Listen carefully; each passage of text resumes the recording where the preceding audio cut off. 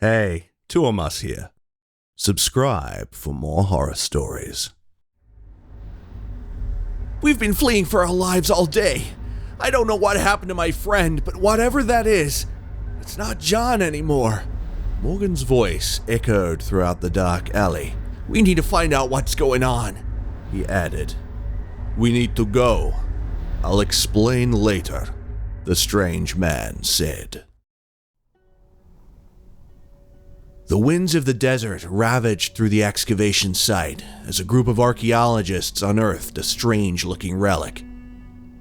They had never seen anything like it before. Well, not all of them. Dr. Elkin knew what it was. He stared in reverence at the mystical relic. He had waited hundreds of years to find it. The words of his father instantly reverberated in his thoughts. Do not return until you have found the carve. He was finally going to return home. He was going to leave this human form. He would admit that he'd begun to get used to it. Dr. Elkin strolled calmly towards the artifact, his gaze fixed on the strange-looking object. As he drew closer to his prize, he noticed something was wrong. It was broken, but that wouldn't be much of a problem. Finding the second piece shouldn't be difficult once he had this one. Let me take a look at it, one of the archaeologists let out calmly. You're not putting on gloves. Come on, we don't even know what this is yet. It could be harmful, another replied. Oh, come on, quit being so paranoid and hand over the damn relic, he argued. Those were his last words. He let out a dying scream as soon as the relic touched his arm. Everyone stepped back in shock as the archaeologist groaned in pain. The strange object seemed to be stuck to his arm, sucking in his entire life force as they all watched in dread. A dark stain engulfed his entire body as he dried up and dropped to the ground. But it was not over yet. A dark mist emerged from the object as terrible voices resounded throughout the desert. The archaeologists had seen enough, and they all scrambled away in fear. Dr. Elkin stared in shock. This was not meant to happen. The carve was not even meant to respond to humans. Something else had taken a hold of it, and he knew he would have to do something fast. A shadow moved in the distance. Dr. Elkin shifted his gaze quickly towards the direction, and his eyes were immediately greeted by an odd sight. Mother of God, Dr. Elkin exclaimed. He was back. The archaeologist who fell under the curse of the strange artifact was standing right in front of him. There were markings engraved on his body, with ruby eyes shining against the dark skin. This was definitely not the archaeologist anymore. It was something else. Elkin would know those markings anywhere. He swallowed hard. The carve was his only ticket back to his planet, and he would take down anything that stood in his path, including Belladere, referred to by many as alien or demon god. He had taken host in the carve for centuries, but somehow he had been locked in the depths of the earth until the curiosity of humans had just freed him again. Dr. Elkin had been tracking the carve for centuries, and his recent discoveries had led him to the hot deserts of Egypt, but he had not expected to be welcomed by Belladere. This challenge, however, was not a problem for him, as this entity was still weak. He worried more about the second piece of the artifact. Whoever was in possession of the second piece was in danger, as the entity would attempt to gain strength by absorbing many human life forces before he got to it.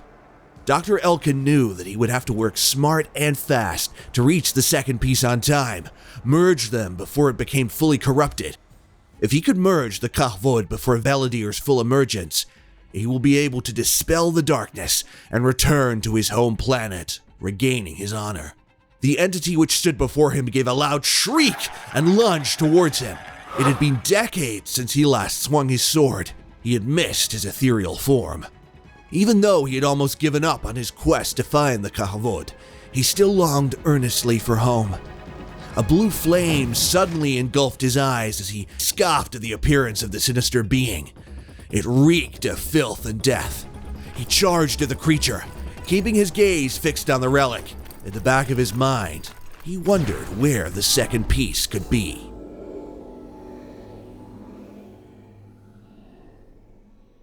Our morning had begun with a mix of emotions. We'd received intel from an anonymous contractor about a secret relic that had just been smuggled into the State Museum. "I don't like this job," John declared. "A relic of such importance should be in all the magazines. Everyone should be talking about it. Why is it secret?" I knew that John was right, but we all could not resist the temptation of the tantalizing reward we were staring at for such a mundane mission. It was simple. Break into the secret research lab in the museum, steal the artifact, and drop it off at the given location. And even though the last phrase which the contractor had sent in was enough warning, we accepted his request. "Do not let it touch your skin," he had said. There was an unusual feeling which hung like a pall over the entire mission, but we decided to take it anyway when hundreds of thousands of dollars began to appear on our account screen. We all exchanged glances. It was a deal. Hidden in the darkness of the night, we scanned our environment as we prepared to execute our perfect plan. The night was calm and quiet, which was a good sign as we put on our masks. Security around the museum seemed close to nothing. This was going to be a fun ride. We wasted no time as we snaked our way around the complex and soon arrived at the laboratory hidden below. "Put on your gloves," I declared, before hacking the security lock and storming into the lab. A prize sat in a glass case right in front of us. "This is too easy," Frank declared. An unsettled feeling instantly clouded our thoughts as we scanned the artifact for any wired traps or alarms. Nothing. "Oh, I don't like this," Frank let out again. "Quit whining. Let's just grab the artifact and get the hell out of this place," I declared, as John immediately sprung into action.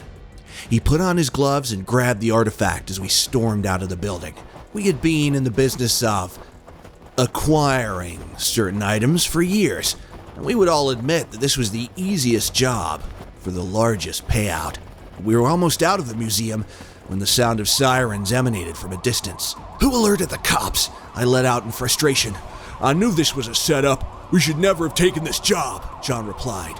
We stormed out of the museum and rushed into our trucks as police cars began to approach. "What the hell?" I groaned as I immediately stepped on the throttle and sped onto the highway as sirens began to blare behind us. We were the targets of an all-out road chase. "What is this artifact that would cost so much and attract that number of cops?" Frank said. He was now sweating under his suit as he watched the chaos grow with each second. The heated road chase had gone on for a few minutes when something strange happened. "John, what the hell do you think you're doing?" I let out anxiously as gunshots hummed and pinged off the back of our truck. "John!" He seemed like he was in a trance. "Frank, quick! Don't let him touch that damned artifact!" John was seated alone in the back seat, and as Frank attempted to stop John, he was repelled by a strange force. "What the hell?" he let out in confusion. "Oh shit! John, snap out of it!" At this point, I knew that something was not right about the relic. It began to glow as John took off his gloves, stretched his hands towards it, and embraced it. A loud shriek exploded into the already cacophonous night as John's dying screams engulfed the entire cab. I stared in terror as John morphed into a strange and dreadful creature. I had earlier shifted my gaze from the road, and I hadn't noticed the truck which now sped towards us. Loud horns echoed in front of me, and I instantly turned the steering on instinct, sending our vehicle drifting along the highway as security operatives closed in on us. I shifted my gaze back to John as bright, ruby eyes stared back at me. I could swear my heart skipped several beats as I exchanged glances with Frank. Suddenly, amidst the growing chaos, a bright light erupted in front of our speeding truck as I guided the vehicle away from the source of the light and crashed into a nearby drugstore. I emerged from the truck unharmed, but I noticed that Frank was knocked out cold. I immediately grabbed my gun and darted away from the scene. I shifted my gaze towards the direction of the light and noticed that someone or something had emerged from the dazzling aura, walking purposefully towards me. As the form drew closer, I realized that it was a man. His eyes were blazing blue. I screamed in shock. It seemed to be focused on whatever was behind me, and it held a similar relic in his hands. I returned my gaze to the vehicle. Whatever was crouched on top of the crash was not John anymore. Its entire body was dark as the night. A sense of shock began to wash over me. Suddenly, the strange creature lunged, and I pulled out my gun and fired everything I had in the clip while screaming at the top of my voice. Something passed by me in a quick blur. I guessed it was the strange thing who had emerged from the light. I had earlier figured out that I was not his target. He moved with unnatural speed. I attempted to wrap my mind around what was going on, but I was unable to piece together any meaningful explanation. In the blink of an eye, the creature had disappeared into a pile of dust. I shot a quick glance at Frank, but he was gone, as was the strange relic, which was sitting in the truck a moment ago. I was more confused than ever. Whatever the strange man was looking for was no longer there. He was here for the other relic, I guessed. He turned to me. He was definitely not human. My heart began to race as I stared into his eyes.